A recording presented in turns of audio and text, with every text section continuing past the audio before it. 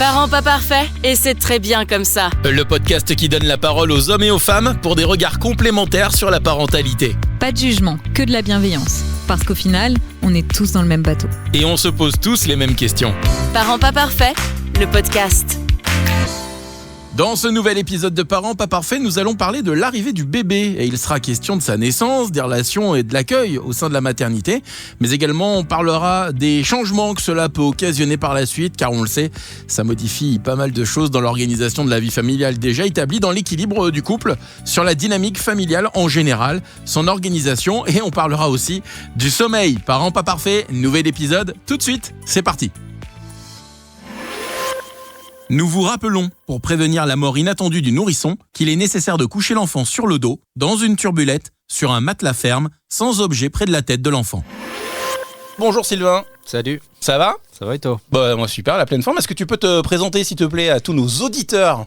Eh ben Sylvain, 34 ans, je suis papa d'une petite fille de Margot depuis 10 mois, puis ça se passe très bien. Avec nous aussi, comme à chaque fois dans ce podcast de Parents pas parfaits, un homme et une femme, et nous recevons Laurette. Bonjour Laurette. Bonjour. Ça va bien Laurette ? Oui, très bien, très heureuse d'être là. Eh bien merci, merci à toi d'avoir répondu présente. Est-ce que tu peux te présenter toi aussi du coup ?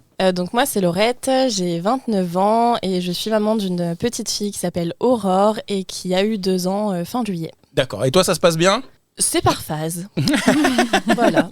Parfait. Et évidemment pour m'accompagner sur ce podcast, Élodie. Bonjour à tous.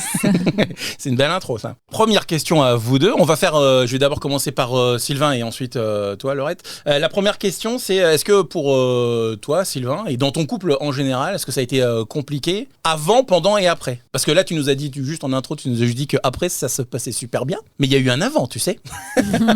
Avant la rencontre ou Oui, bon on va remonter au lycée. Alors, non, avant, c'est-à-dire parce que vous avez... Est-ce que ça a changé des choses C'est un projet commun. Voilà. Oui, non, mais après ça a été réfléchi pendant plusieurs mois. Enfin, ça faisait plusieurs années qu'on était ensemble. Donc avec Adeline, on en avait envie tous les deux. Donc après, on n'a pas eu une grosse pression parce que c'est venu assez rapidement. Au bout de quelques semaines, on a eu la bonne nouvelle. Il y a une grossesse qui s'est bien passée. On a eu un ou deux de coups de flip, coups de stress, notamment à cause de la trisomie, où il y avait un risque un peu plus fort.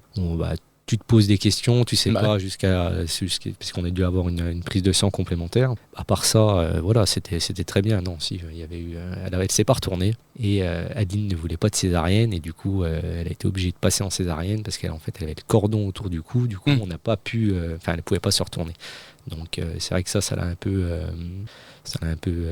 déstabilisé. Gêné. Elle en voulait vraiment, elle en voulait pas, quoi. Donc c'était pas un choix. Donc elle avait dit césarienne, j'en veux pas, et finalement on lui a imposé du coup au final. De toute façon, elle n'avait pas le choix. De toute façon, même si elle serait venue par elle se serait déclenchée, on aurait été obligé de passer en césarienne d'urgence et ça aurait été peut-être encore pire que ce qui a de l'avoir programmé. Ce qui a été vraiment difficile à vivre pour Adeline, c'est cette césarienne. Parce que pendant 2-3 heures, elle était éloignée de Margot. Moi, j'ai vécu, c'était super. Parce que je l'ai eu pendant 2 heures sur moi. Donc en termes de contact, c'était vraiment bien.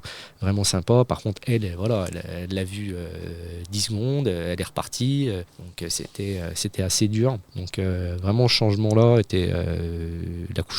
L'accouchement était, je veux dire, césarienne, tu pars, une demi-heure après, t'as le bébé, t'as moins d'émotions, je pense, un vrai accouchement. Mais sinon, ça s'est très bien passé. Après, on est resté 3-4 jours et puis hâte de rentrer pour être chez toi. La première nuit, je l'ai prise avec moi tout le long. On entendait beaucoup de bébés pleurer. Elle pleurait juste quand elle avait faim. Donc déjà, c'était super. Ouais, j'imagine. Donc pour toi, plutôt petite tempête que gros tsunami, l'arrivée de Margot ? Ah oui, on était préparés. Elle a une grossesse quand même aussi vraiment cool. Pas de stress.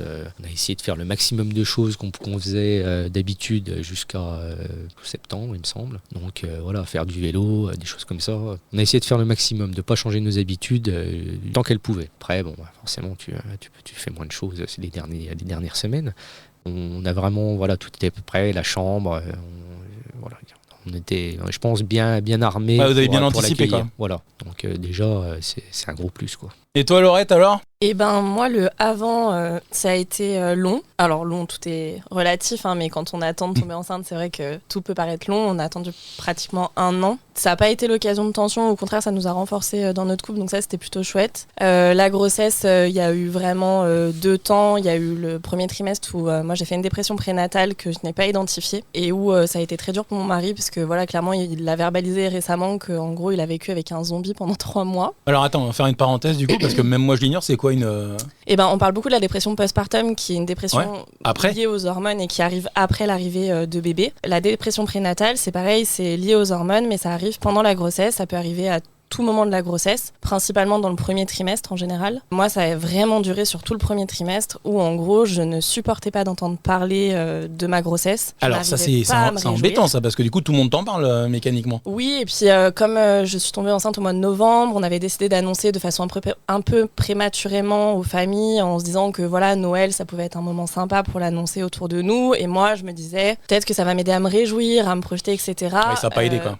Ben non, et puis du coup ça me faisait énormément culpabiliser parce que du coup je me disais mais j'ai voulu ce bébé pendant presque 1 an. Et je suis presque pas heureuse en fait qu'il arrive. Il est là et clairement aujourd'hui j'en suis à me dire que je n'en veux plus et je ne comprenais pas pourquoi, mon mari ne comprenait pas pourquoi. La simple évocation de ce futur bébé à naître me donnait des nausées, donc c'était des maux physiques aussi.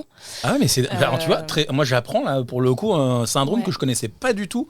Vous pouviez avoir ça avant. On n'en parle pas beaucoup. Bah non, carrément pas. Et moi, je l'ai découvert grâce à l'application Bébé Plus que beaucoup de femmes ont. Pour suivre un peu. Voilà, pour suivre l'évolution. Et c'est un article qui parlait de ça et il listait un peu les symptômes clés. Je le lis et je le montre à mon chéri et il me dit mais t'es 100% dedans quoi. Et du coup, il y a un côté je déculpabilise, mais il y a aussi mes connaissances autour de la maternité qui me font dire que tout ce que j'ai ressenti d'hyper négatif, bébé l'a ressenti. Donc voilà, je reste quand même sur cet entre-deux de me dire. Ah ouais, du coup, tu te dis, ça cool. se trouve, il a ressenti tout ce que j'ai. C'est ça. Ouais. Et puis, les échos, j'avais pas pleuré, j'étais pas du tout dans l'émotionnel. Enfin, j'avais vraiment une grosse distance en fait avec cette grossesse. C'est simple, janvier, donc ce qui coïncidait à la fin de ce premier trimestre. Ce qui m'a fait comprendre que je sortais de cette phase-là critique, c'est que j'ai rigolé pour la première fois depuis 3 mois. Et on s'est fait la réflexion avec mon mari de me dire, waouh, tu viens de rire quoi. Et ensuite, on a fait l'écho du 3e mois et j'ai vu un vrai bébé. Voilà, le 3e mois, on voit quand même que ça ressemble à un vrai bébé, même si c'est tout petit. Et là, j'ai été prise d'émotion. Moi, je le dis comme si j'étais sortie de ce brouillard hormonal qui m'empêchait d'être dans une forme de joie et de réjouissance. Et ensuite, la 2e phase de cette grossesse, ça a été une grossesse confinée, puisque du coup, voilà, sur l'année 2020. Et donc, je suis restée à la maison avec mon chéri à partir de février. En fait, j'ai été en télétravail très tôt. Et du coup, on a eu vraiment notre bulle, tous les 4, parce qu'on a un chat et qui a important le chat. Voilà aussi dans cette aventure qu'on a préparée aussi à l'arrivée de bébé. L'arrivée de ma fille, l'accouchement s'est bien passé, ça a été long. Moi je voulais un accouchement physiologique, je m'étais préparée pour ça et les équipes au CHU ont été incroyables. Alors donne la définition d'un accouchement physiologique du coup pour les gens qui ne savent pas. Alors un accouchement il peut être physiologique sur plein de critères. Moi le critère principal c'est que je ne voulais pas de péridurale, par beaucoup de peur mais aussi par une croyance très forte de on est faite pour normalement enfanter, de base donc voilà, j'avais tout écrit mon projet de naissance. Certaines appellent ça du courage tu le sais. Donc voilà, après j'ai été confrontée à de longues heures de contraction, plus de 40 heures de travail. On a notre championne pour l'instant, c'est on n'a pas eu plus 40 heures pour l'instant t'es la meilleure. 42 c'est important parce que 2 heures c'est important. Ça compte. Au bout de 40 heures, 2 heures ça compte clairement. Ouais, clairement. Donc voilà, j'ai été extrêmement bien accompagnée. Mon mari s'est senti pour le coup très démuni parce qu'on s'était préparé avec l'aptonomie et la réalité fait que je ne supportais pas qu'on me touche le ventre. Oui, alors là, c'est le jour de l'accouchement. Donc il s'est retrouvé vraiment démuni à pas savoir comment m'aider. On m'a apporté un nouvel outil qui était le chant prénatal que je ne connaissais pas, que j'avais pas pratiqué mais qui m'a beaucoup aidé. Alors le chant prénatal, c'est on chante. De faire des vocalises en fait assez graves en termes de fréquence pour canaliser en fait la contraction. Et c'est toi qui fais les vocalises alors. Ouais. Je te demande pas une démo. Non, voilà, on va éviter. C'est tentant. Surtout que j'ai eu beaucoup de mal à me l'approprier, mais c'est à base de, des sons comme ça assez graves.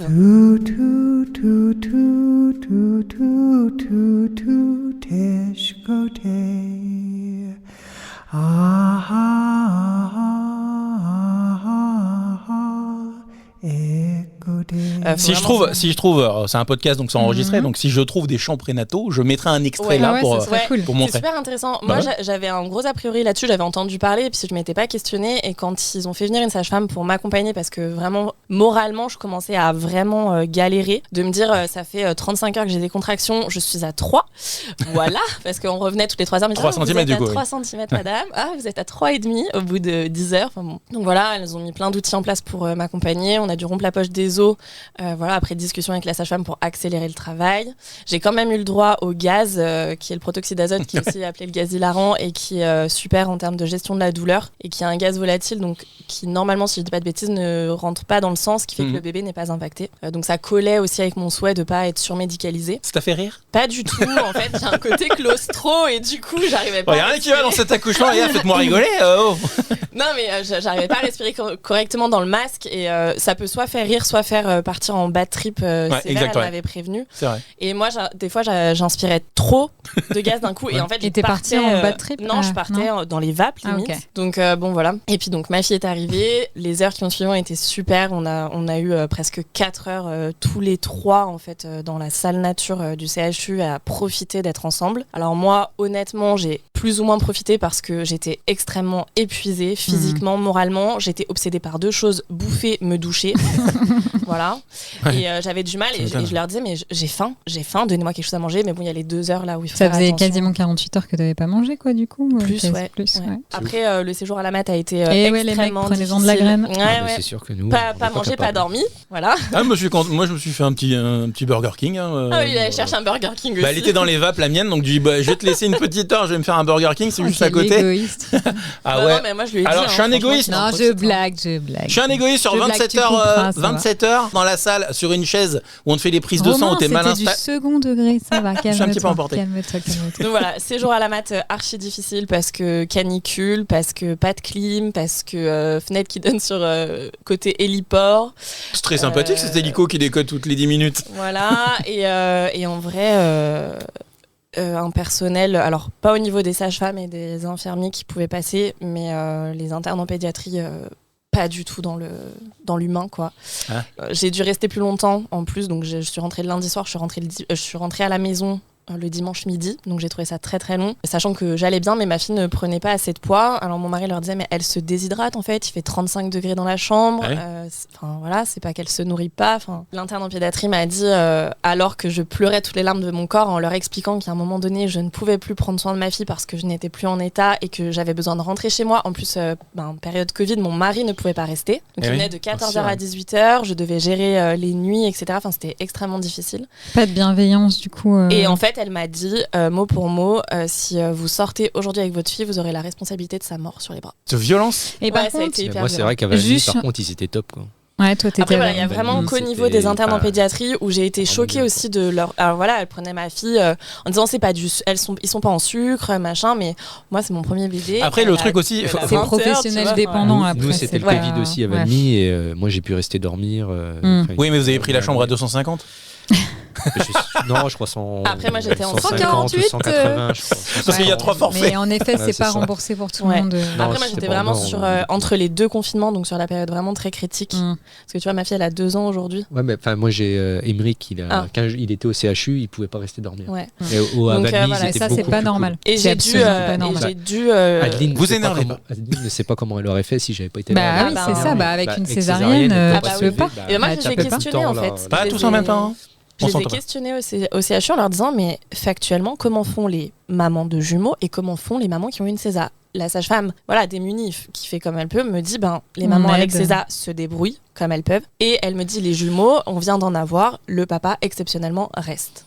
Et moi j'ai négocié, il y a un moment donné je pouvais plus, je leur ai dit c'est soit je peux rentrer chez moi avec ma fille et on revient tous les jours, je dirais pas de souci, soit mon mari reste, soit vous prenez ma fille en fait. Et elle m'a dit non on va mettre un lit à votre mari. Mais voilà, le pendant après a été comme je disais sur ma parentalité par phase. Voilà, des très hauts, des très bas. Mais c'est vrai que la période de confinement a été hyper compliquée pour tous ceux qui ont eu des enfants à ce moment-là. Les papas qui peuvent pas rester. Notamment pour les pères. Ouais, pour les pères, quand même mis de côté.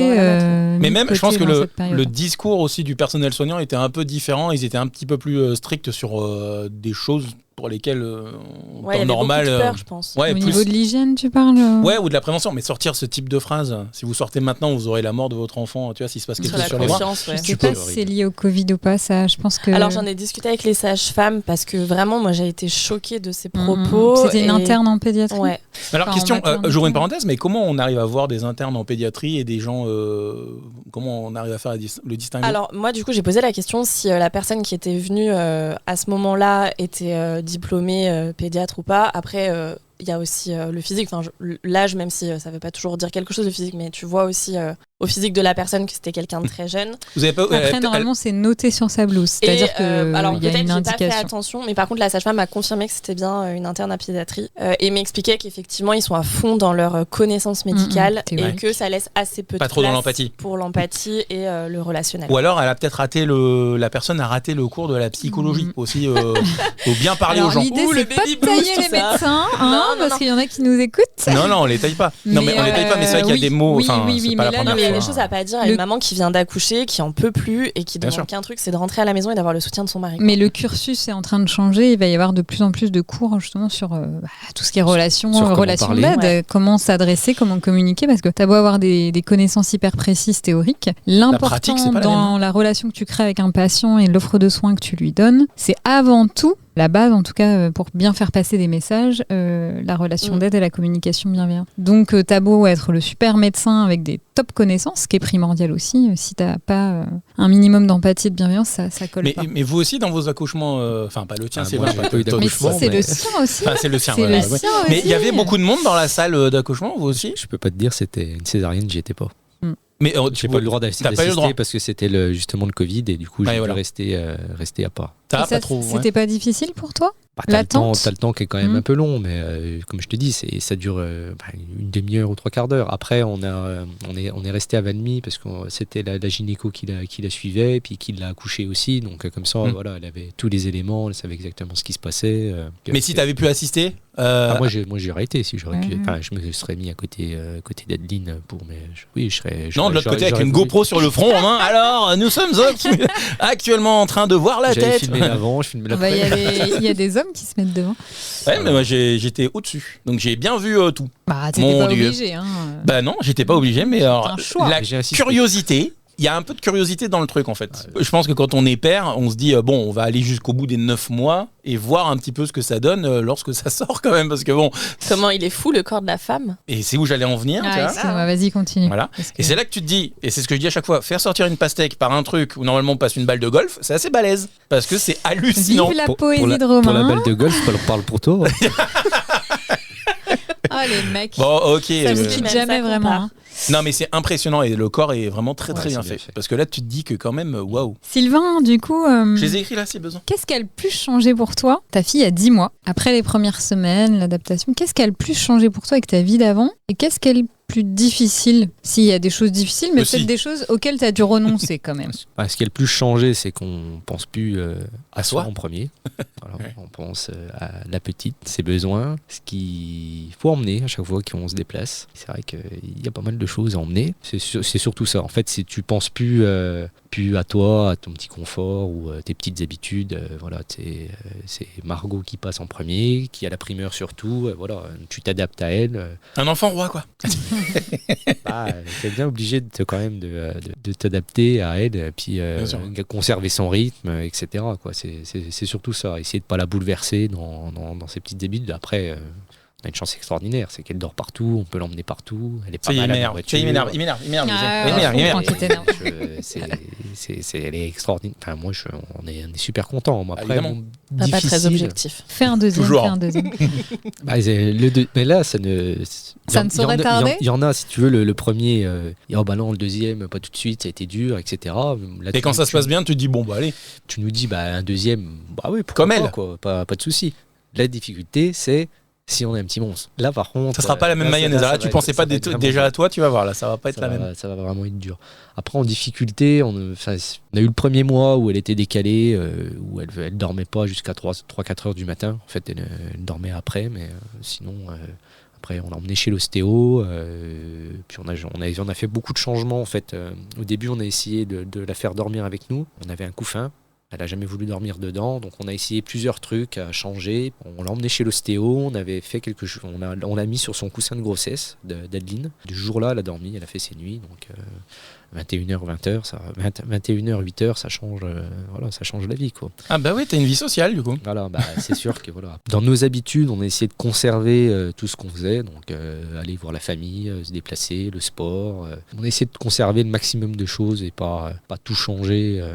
Après, c'est parce qu'on est petite cool, parce que quand tu dors pas, c'est pas pareil. Hein, Laurette, au bout de 2 ans, alors du coup, je dis pas qu'elle dort pas, c'est pas ce que je dis. Du coup, pas de difficultés notables? Oh si. Le plus facile à gérer, c'est notre couple. Et ce qui n'est pas le cas de beaucoup de parents, je pense. On entend beaucoup parler du baby clash dans le couple. Nous, on a réussi à... Bon, après, on se connaît depuis 12 ans, donc je pense que ça aide aussi. Mais on a réussi à rester solide, à se préserver des temps à deux, même s'ils étaient très courts et que ça se réduisait, par exemple, à une douche partagée. Enfin, vraiment de garder des temps de proximité. Une douche partagée. Voilà. Tu vas bien, postpartum, toi-même, tu sais. Une douche partagée. Bah, frotte-moi le dos. Ouais, bien compris. Ouais. Ah, j'ai fait tomber le dop. Donc voilà. Mais pour autant, là, on a fait notre première sortie en ayant une babysitter qui est venue à la maison pour s'occuper de notre fille pour fêter nos 4 ans de mariage. Ça, c'est arrivé quand, du coup? 15 jours. C'était la première fois que vous sortiez? C'était la première fois qu'on sortait tous les deux en soirée, en semaine, comme ça, pour nous. Mais après, on n'en ressentait pas forcément le besoin, puisqu'on s'est préservé des temps comme ça, une fois que notre puce, elle dormait, de discuter, échanger. Donc, par contre, là, c'est là que je me dis, par contre, on est peut-être de mauvais parents, parce que nous, au bout de 4 mois, on l'a laissé pendant un week-end à mes parents. Non, c'est chacun. Il n'y a pas de mauvais parents, chacun fait comme il veut. Nous, pas de parents parfaits. Il n'y a pas de parents parfaits. Oui. Nous, elle a été gardée, c'était pas ça, parce qu'on a fait un mariage, par exemple, elle a été gardée, elle avait presque 1 an. Mais voilà, c'était pas, si tu veux, une soirée pour nous deux, quoi. Voilà, on a fait des sorties mariage, des événements, des choses comme ça. Après, sur le reste, moi, les 2 gros bouleversements, ça a été moi la question pro. Ma vie pro a complètement changé. Il y a eu une grosse matrescence là pour le coup, vraiment où j'ai remis en perspective tout ce que je souhaitais pour ma vie de famille. Tu sais, Romain, ce que c'est que la matrescence? Je vais venir. J'allais t'apprendre plein de choses en fait. C'est la il est là pour ça aussi. C'est la question que j'allais poser après. Je sais, tu vois, la matrescence a été notamment mis en lumière par Clémentine Sarlat, voilà, qui fait le podcast La Matrescence. C'est la notion de la naissance d'une mère en fait, c'est-à-dire que quand tu deviens mère, tu changes à tout point de vue et tu renais et sur plein de points. Et moi, je l'ai vécu donc au niveau pro, ce qui arrive quand même souvent pour les femmes de remettre en question leur vie pro, où du coup je me suis mise à mon compte sur la parentalité, ce qui n'était pas du tout mon métier avant parce que j'étais dans le marketing, donc rien à voir. C'est marrant parce qu'il y en a, c'est arrivé pendant le Covid où ils se sont dit j'ai changé de boulot, tout ça. Toi, c'est quand t'es devenue maman. C'est ça. Ça arrive souvent. Et la deuxième matrescence, moi, ça a été le rôle de mère en fait. Moi, clairement, la question du deuxième, c'était, ça me tendait physiquement quand on parlait d'un deuxième, et parce que je m'étais projetée sur un rôle de mère que je croyais connaître, parce que moi, j'étais typiquement, tu vois, la nénette où ça passe super bien avec les enfants, qui adore être avec les enfants, où il y a un vrai aussi pas mal de feeling, choses. où je m'étais effectivement beaucoup renseignée, beaucoup documentée, et où il y avait un vrai épanouissement en présence d'enfants. Et du coup, j'ai été aussi beaucoup bercée par oh là là, tu serais une mère géniale, t'es faite pour être maman, des trucs comme ça. Donc la maternité, c'était un goal, quoi, vraiment. Et t'es devenue mère. Je suis devenue maman, et là, tsunami en pleine gueule, parce que je me rends compte que je déteste la personne que je suis en tant que maman. Je déteste le rôle que ça Tu implique. parles au présent là, du coup, c'est Ouais. actuellement. Alors j'ai avancé sur tout ça, mais au démarrage, et vraiment j'ai détesté ce rôle-là de me dire mais c'est pas ok pour moi en fait, et je me suis abandonnée en plus dans ce rôle-là par cette envie de faire de mon mieux, de répondre à cette image qu'on m'avait collée de future mère parfaite. Et j'ai Arrêtez de donner des conseils. J'ai fait un épuisement parental, clairement, un jour où j'ai pété un câble. J'ai perdu le contrôle, vraiment. Je suis partie me mettre en danger, en fait, parce que je n'arrivais plus à gérer. Ma fille avait 6 mois, je l'allaitais et je me suis vraiment laissée dépasser par tout ça. Aujourd'hui, je suis plus dans cette forme de regret maternel, de me dire vraiment, j'aurais préféré ne pas devenir mère par rapport au rôle que ça implique d'un point de vue sociétal. Aujourd'hui, je suis plus là-dedans parce que j'ai bien avancé, parce que ma fille grandit, parce que moi je grandis aussi avec elle. Donc voilà, je me suis réconciliée avec l'idée d'un deuxième, parce que je vois ce qu'on arrive à mettre en place avec ma fille et je me dis qu'on s'en sort plutôt bien. Je suis assez fière de la famille qu'on construit tous les 3. Mais c'est vrai que ça a été très très dur au démarrage, et je pense, et c'est ce que j'essaye du coup de partager aux familles que je reçois aujourd'hui dans dans mon travail, de leur expliquer que tout ce qui a été véhiculé avec l'éducation positive et bienveillante, c'est vrai, c'est des grosses prises de conscience importantes sur le développement neurologique de l'enfant, etc., l'attachement, enfin voilà, toutes ces choses-là. Mais attention, c'est très culpabilisant. Souvent, on a très peu d'outils associés à ces observations et on se retrouve très vite démunis à jongler entre l'éducation que nous, on a reçue et celle qu'on projette et que la société aujourd'hui normalise. Voilà, c'est dur de trouver un équilibre au milieu de tout ça. Donc, ouais, je rebondis sur ce que dit Laurette. Il y a une différence entre le rôle prescrit, sociétalement parlant, par un modèle peut-être que on peut penser dominant aujourd'hui, avec en effet l'avancée des neurosciences, de la bienveillance, et puis le rôle vécu au quotidien par les parents avec leur histoire. Et c'est vrai que autant il faut prendre certaines choses, autant il y a peut-être des choses où il faut se dire qu'il faut prendre un petit peu de recul et se fier parfois à son instinct, ce qu'on ressent au fond de soi parfois, parce qu'on peut avoir cet instinct qu'on va gommer avec ses connaissances, ses théories et ces choses-là.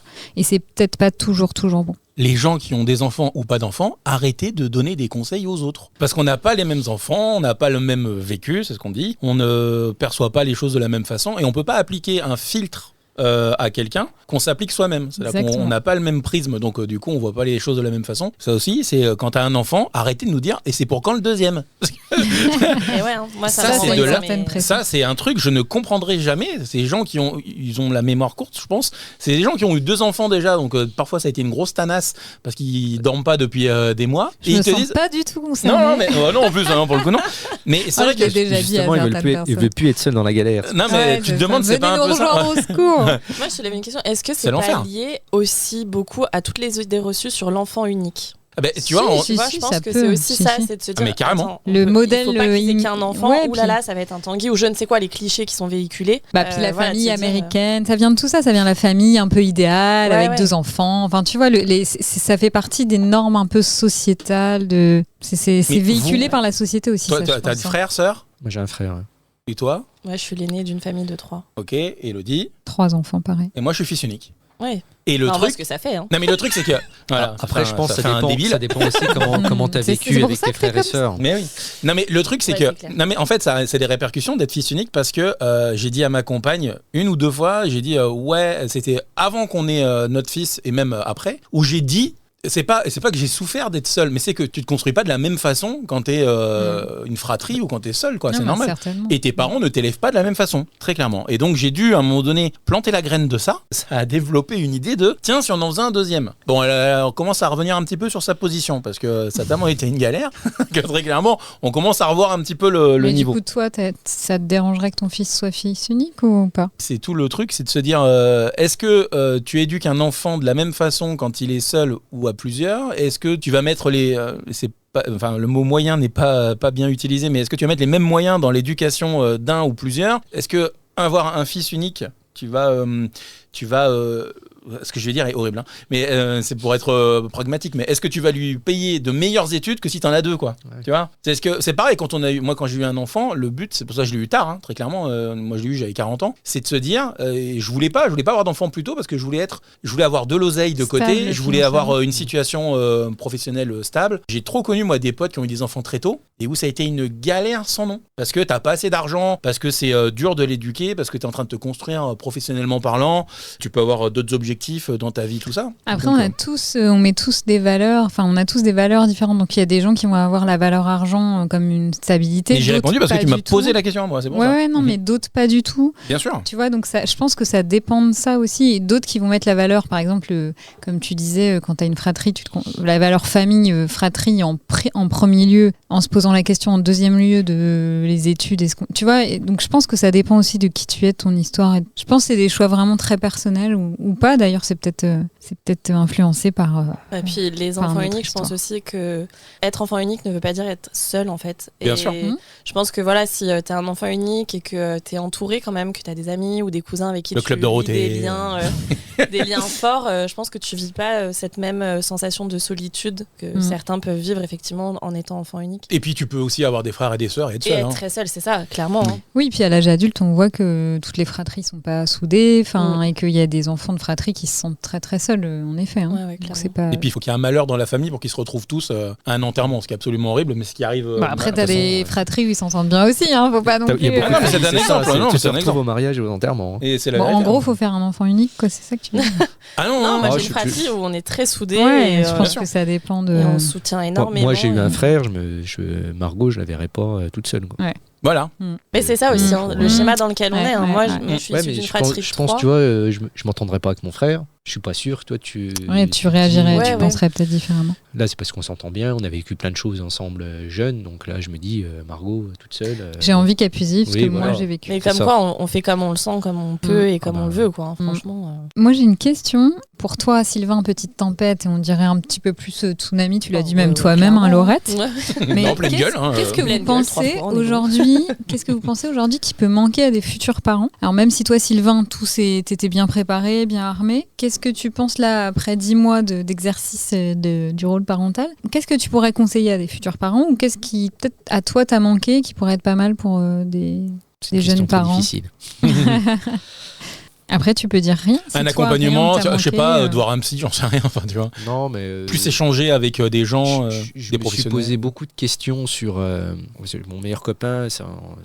Son fils est né 15 jours avant Margot. Et je me suis posé beaucoup de questions dans ces 15 jours-là, en fait. Comment ça se passait, l'accouchement, etc. Je me suis peut-être pas assez renseigné ou pas assez posé la question autour de moi, mais c'est vraiment l'accouchement, moi, je me posais beaucoup de questions. Et j'aurais peut-être voulu un peu plus être accompagné ou savoir un peu comment ça se déroulait. Il y a des vidéos sur YouTube. Ouais, il y a des trucs. Non, mais t'aurais voulu être accompagné par peut-être des professionnels de santé, ou en tout cas des gens qui s'y connaissaient. Peut-être. C'est vraiment plus comment ça se passait, l'accouchement, puis les premiers jours, tu vois, comment tu fais avec le bébé à la maison, le biberon, comment tu fais, tu te lèves, vous alternez, c'est plus au ces niveau choses-là, organisationnel. Puis au final, ça se fait naturellement. C'est ce que tu décris, c'est le partage d'expérience en fait. Ouais, non, mais et c'est ce que tout le monde dit, je vais encore le dire, mais c'est qu'une fois que tu as ton enfant, tu es tout seul. Oui, mais en fait, puis t'as des parents, ils ont beau te dire, mais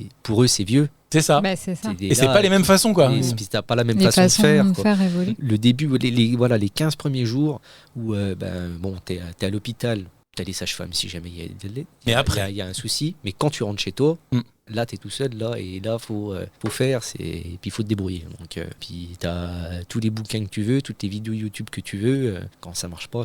Même si je peux pas, moi ça va.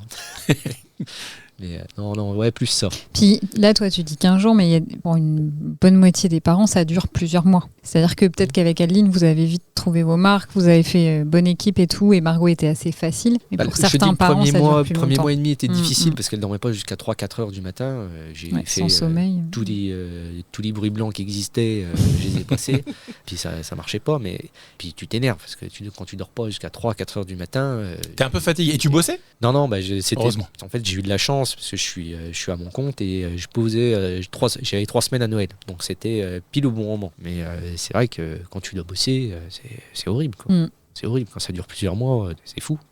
Carrément. Et toi, Laurette, du coup? Moi, je pense que le premier truc qui m'a manqué, c'est d'avoir quelqu'un vraiment qui me dise factuellement, il faut que tu prennes soin de toi avant toute chose. Et ne pas s'oublier, en fait. Assurer que j'ai bien entendu. Parce qu'en fait, moi, c'est ce qui m'a clairement manqué sur les 6 premiers mois. Et moi, il a fallu un drame, en fait, pour que je prenne conscience qu'il fallait que je prenne soin de moi. Donc ça. Et effectivement, le partage d'expérience, je pense que c'est la clé. Quand, entre parents, on se rend compte qu'on vit, en fait, des choses similaires et qu'on a les mêmes galères et qu'on a les mêmes questions. Ça fait déjà du bien. Voilà, c'est ce qui a nourri une grosse partie de mon projet pro. Mais vraiment, le gros message, moi, que j'ai envie de passer, en particulier aux mamans, mais aux papas aussi, c'est prenez soin de vous. En fait, c'est la meilleure réponse que vous pouvez avoir pour prendre soin de votre enfant, en fait.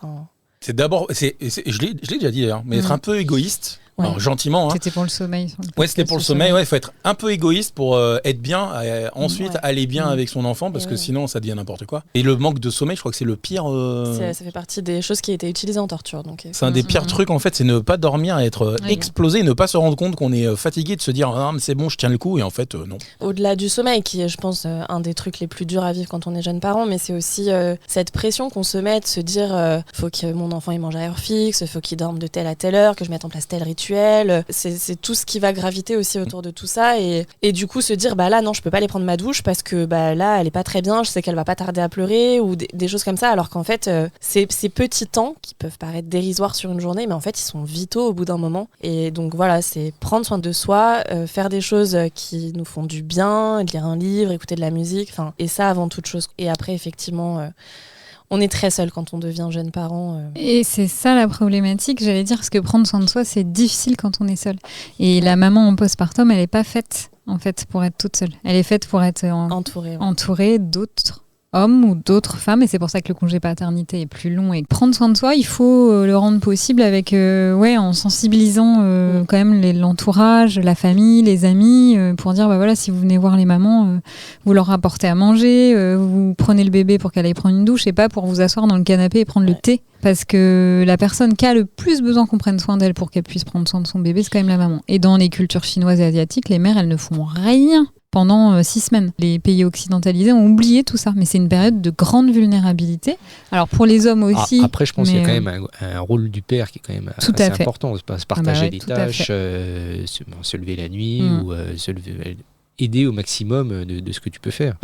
Après, bon, vu que souvent la femme en congé maternité, souvent l'homme continue à travailler, donc tout se repose sur ses épaules. Et là, c'est vrai que c'est très très très dur, quoi. Donc moi, j'espère que j'ai pu accompagner au maximum de ce que j'ai pu, mais bon, on recevra Adeline, on lui demandera. J'ai l'impression quand même dans ton après, discours, ça se je pense que on n'est plus la même génération que les grands-parents, même nos parents, où tout reposait sur la femme. Je pense que l'homme prend une part de plus en plus importante. Moi, je vois mes copains, ils sont super impliqués dans l'éducation, dans les tâches à faire. Et ça, je trouve que c'est super important. Et pour comme tu disais, prendre du temps pour soi, il faut que les deux se répartissent les tâches à faire, s'occuper du gamin, parce que sinon on s'en sort pas. Et comme outil que vous avez pu utiliser pour vous aider du coup dans cette période qui était un peu compliquée, un peu vacillante, est-ce que vous avez des... Oui, il y a le Club Poussette qui a été créé au mois de mars sur l'initiative de Eve Simonet qui avait fait un documentaire, le postpartum. Ça se veut être un club vraiment dédié aux mamans postpartum avec des enfants de 0 à 3 ans, où on se regroupe en fait de avril à septembre, une fois par mois. C'est 100% gratuit pour les mamans. Elles peuvent venir avec ou sans leurs enfants pour favoriser un cadre sécurisant et où on peut discuter de tout. C'est interdit, le mot est fort, mais voilà, sans coparents, pour vraiment que les mamans se sentent libres par exemple d'allaiter, etc. Et de parler de leurs soucis de couple aussi, voilà, quand on traverse des difficultés. Donc voilà, et c'est un chouette outil. Il y a le club à Dijon qui existe, c'est une association nationale, le Club Poussette. Et aujourd'hui, il y a 6400 mamans inscrites sur l'association. C'est que pour les mamans? C'est que pour les mamans qui ont enfanté. En postpartum, du coup. Du coup, sur Dijon, on est à peu près 60. À se retrouver, ça permet d'avoir un beau soutien entre mamans et même en dehors des rencontres où il y a des bels élans de solidarité quand il y a des mamans qui ont des besoins. On a une maman qui nous a alerté, qui se sentait pas bien. On va soit lui donner des contacts parce qu'on a un psy qui est chouette ou parce qu'on connaît une sage-femme, etc. Donc ça, c'est un bel outil et ça permet effectivement... de sortir de la solitude, d'avoir une vie sociale. Au moins pour les mamans, même si pour le coup les papas, pour le coup, ou les coparents plus largement, sont pas concernés par cette association, qui est le souhait à la base, mais je le disais pour favoriser ce cadre sécuritaire. Mais en tout cas, ça existe, faut le savoir. On a la chance d'en avoir un à Dijon. Après, je pense que c'est intéressant d'avoir des outils mixtes et non mixtes, d'avoir des outils non mixtes parce qu'il y a des femmes qui ont besoin de se retrouver qu'entre femmes, et il y a des thématiques qu'on va pas aborder quand il y a les hommes. Et puis c'est important d'avoir des outils mixtes pour justement, tu disais, les pères prennent une place différente de celle de nos pères, mais il y a encore quand même du chemin à faire par rapport à certaines choses, et puis d'entendre les mêmes choses, d'avoir les mêmes infos que les femmes, ça permet aussi de niveler les choses et puis de partir sur des bases un peu plus égalitaires. Donc tous ces outils-là sont hyper importants pour le bien-être des jeunes parents, et il faut que ça se développe. C'est un lieu ressource, et en plus là sur la demande des parents, j'ouvre des temps informels où tu peux venir gratuitement en fait. Et là, il n'y a pas d'histoire de maman en ligne ou quoi que ce soit. C'est vraiment pour se retrouver entre parents. Après, voilà, je suis pas dans Dijon même, donc. Un grand merci à vous de vous être confié auprès de nos micros. Merci à vous pour l'accueil. Podcast à retrouver sur toutes les plateformes de streaming, sur parentspaparfaits.fr. Et si vous voulez participer à un de nos podcasts ou alors poser des questions, contact@parentspaparfaits.fr et sur les réseaux sociaux aussi. Merci. Tout est dit. Bye bye. On espère que vous avez passé un bon moment. N'hésitez pas à réagir sur les réseaux sociaux et si vous souhaitez participer à ce podcast ou aborder des thématiques en particulier, vous pouvez nous contacter par email à contact@parentspaparfaits.fr. À bientôt dans Parents pas parfaits, le podcast qui donne la parole aux hommes et aux femmes sur la parentalité.